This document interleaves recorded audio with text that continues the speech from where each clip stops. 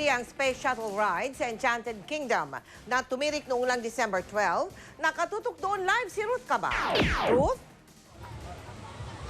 Mel, marami sa mga pamilyang nandito ngayon galing pa raw sa malalayong probinsya. Talaga namang Paskong Pasko dito sa Enchanted Kingdom.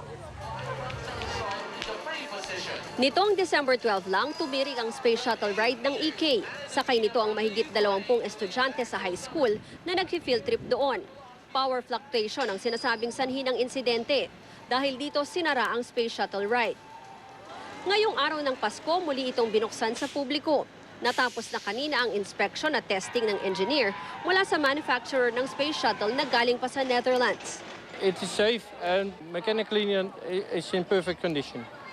Nagbigay na rin ng go signal ang City of Santa Rosa na yung Space Shuttle is A-OK and ready for the riding public.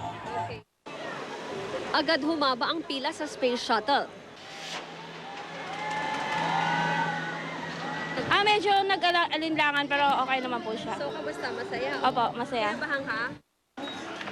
Ngayong hapon, sandaling umulan dito sa Santa Rosa pero di naawat ang marami sa pag-i-enjoy ng mga rides at iba't ibang palabas sa EK.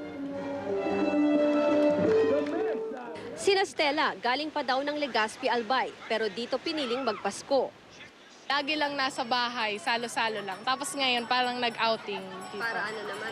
Para maiba. Si Mar Luis, dito raw binigay sa kanya ng ina ang Christmas gift na matagal na niyang hinihiling, ang makipagbarilan kahit man lang sa larong paintball. Masaya lang po. Dahil? Nakapaglaro. Kasama ko po yung mga pamilya.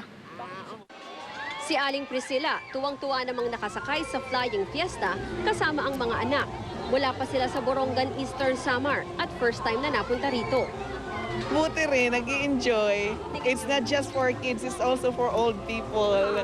Christmas is every day.